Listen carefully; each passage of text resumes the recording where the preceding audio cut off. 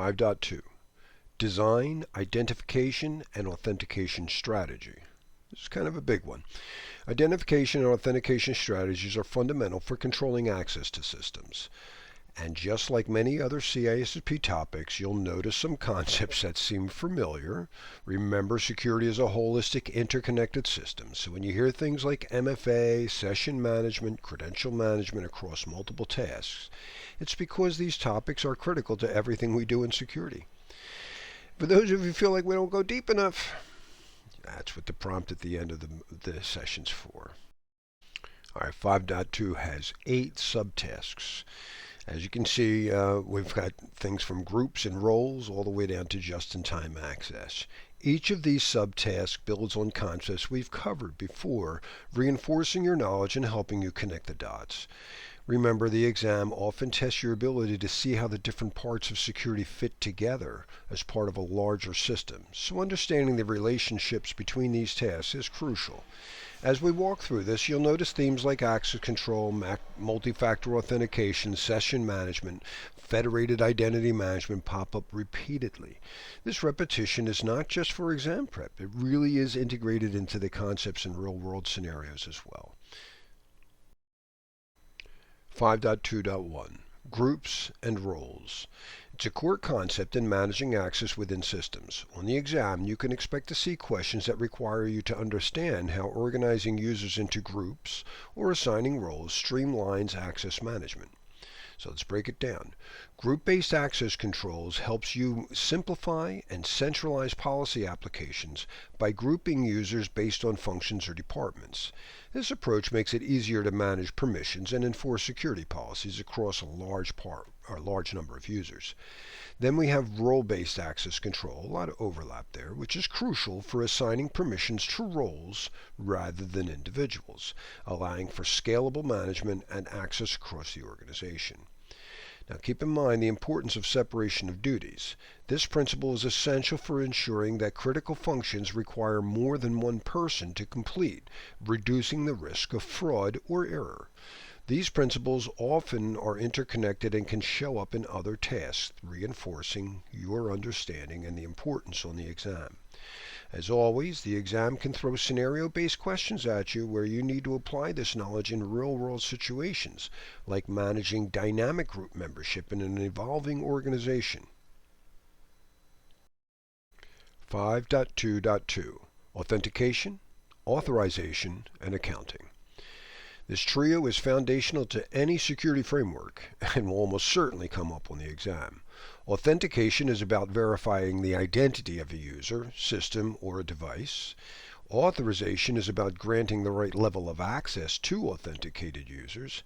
And accounting is the process of logging and monitoring user access.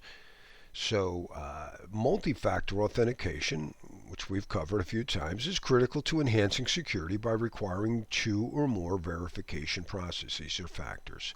Something you know, something you have, or something you are.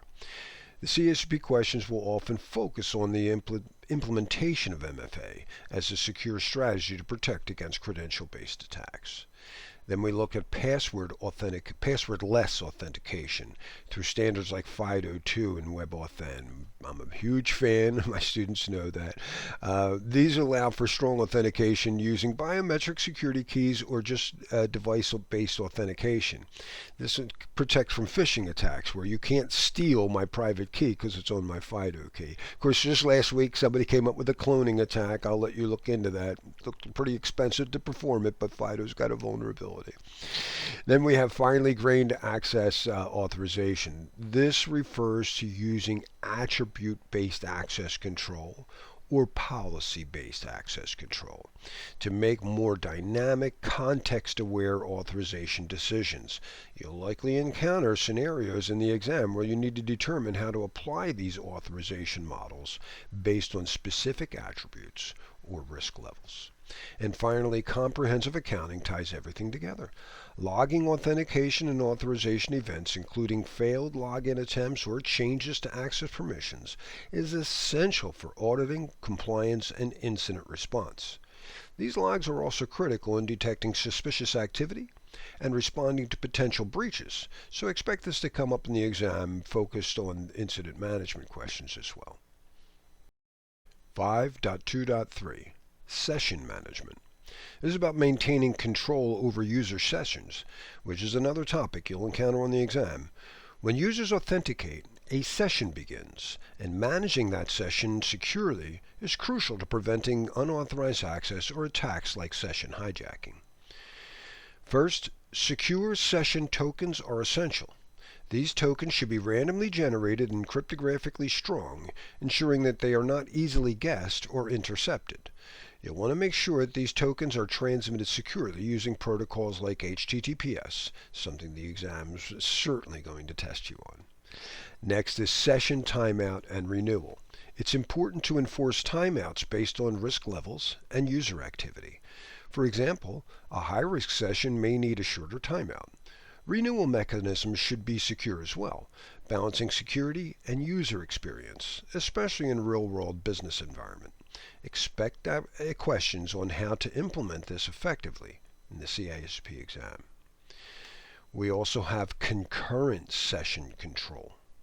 The goal here is to limit the number of simultaneous active sessions for a single user account, reducing the chances of session theft or misuse. Controlling this helps mitigate unauthorized access, and you might encounter questions on how to set these limits in the exam. And lastly, session termination. Properly closing out a session is just as important as starting it. This includes invalidating session tokens upon logout or timeout, and ensuring that server-side session data is cleared.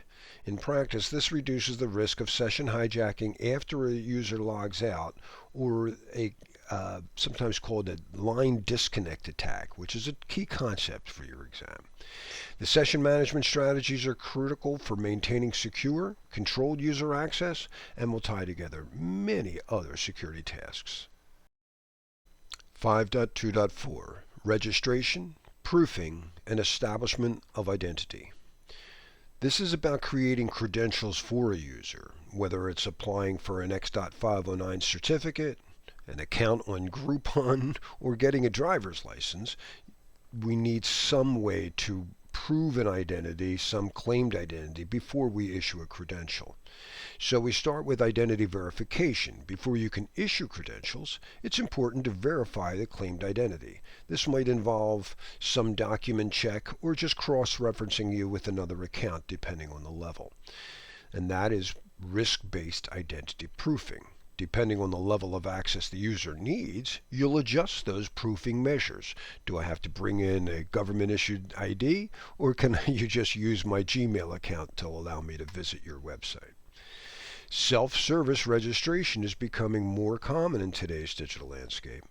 And while convenient, controls like CAPTCHA or email verification ensure that users registering for credentials are legitimate. The exam might ask on how to balance security with user experience for self-service registration. Then we move on to identity federation.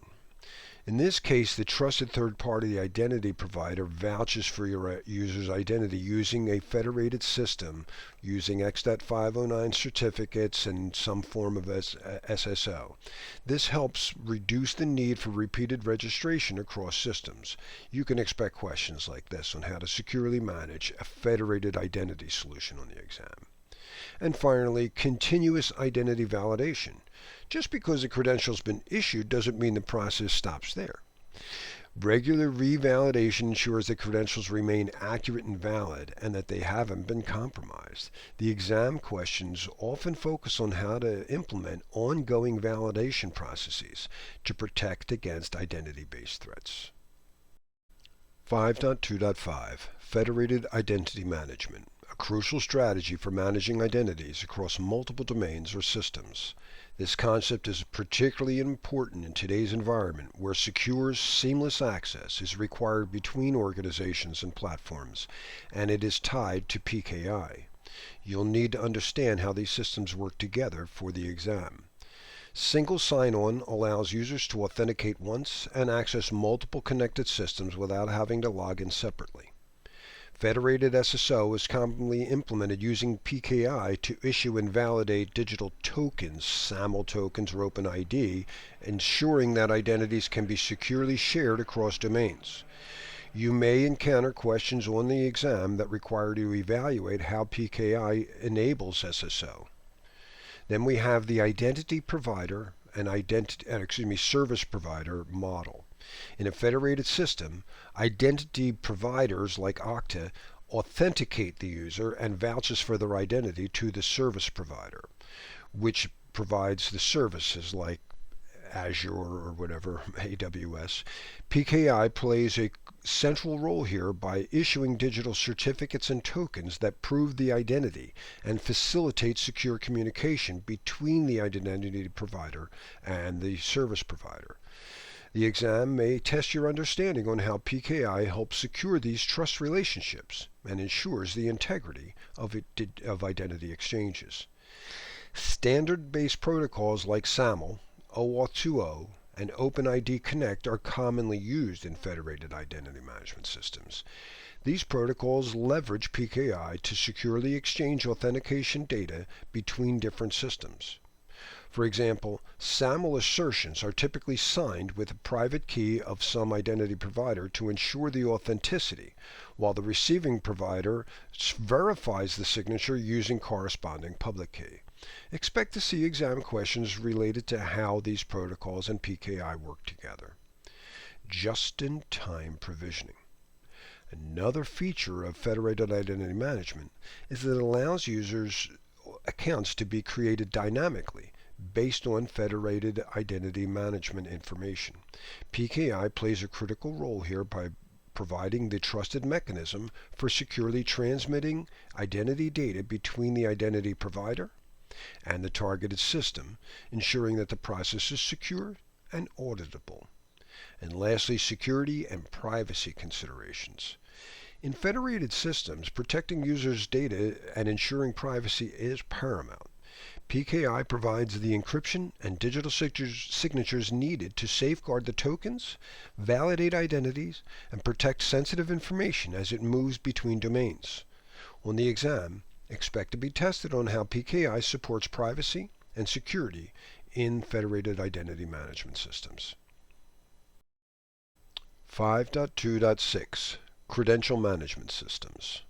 It's an important component for managing and protecting sensitive credentials, such as usernames, passwords, and API keys.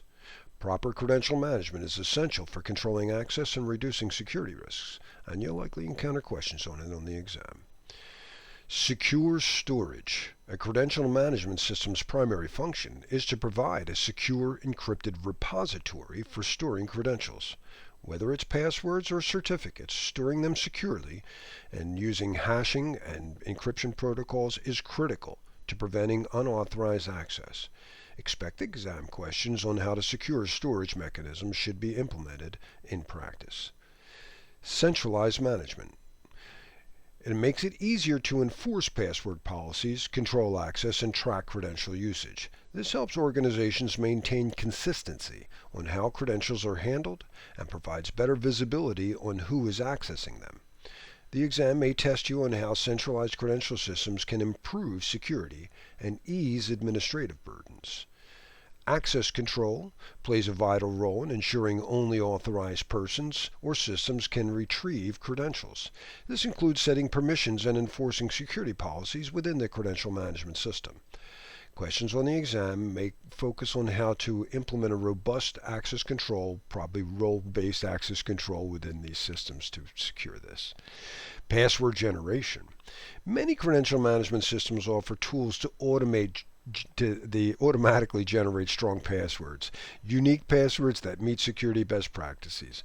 Understand the importance of strong password policies and their role in reducing credential-related risks is something to focus on for the exam. And lastly, autofill and integration features allow credential management systems to integrate with websites and applications, automatically filling in login credentials to streamline the authentication process. This reduces the temptation for users to use weak passwords. You may see exam questions that explore how to implement these features securely, ensuring that credentials are protected during transmission. 5.2.7 Single Sign-On. Sound familiar? A key concept for improving the security and the user experience. Now, it's convenient, but also helps streamline the authentication process, but brings in new risks. So centralized authentication, SSO centralize the authentication process, reducing the number of credentials a user needs so they don't have to juggle multiple passwords. They authenticate once and they have access to multiple systems. This improves the user experience by not having to remember multiple passwords. They could just do their job. That's what we need. I need my salespeople selling, not worrying about security. But while it can provide enhanced security in some ways, there is a potential downside because if the credentials are lost or compromised, then multiple systems could be exposed. So the exam may test you on how to mitigate this risk by combining SSO with MFA, multi-factor authentication. And then finally, it does increase productivity because by remembering or not having to remember, reducing the number of login credentials things they have to deal with. Again, my salespeople sell, my traders trade, and that's what we're really more worried about. Reducing the friction in the user experience without compromising security. 5.2.8 Just-in-time access. Just-in-time is all about providing the elevated privileges or access to sensitive resources only when it's needed and only for as long as it's required. This reduces the attack surface and is a powerful way to limit unauthorized access. First, we have temporary access. The key principle of just-in-time is that users are granted elevated privileges only for the duration required to complete a task. Once the task is done, the access is revoked, reducing the likelihood of misuse. The exam may ask you how to implement this in this specific situation, especially for privileged accounts where permanent access poses a serious risk.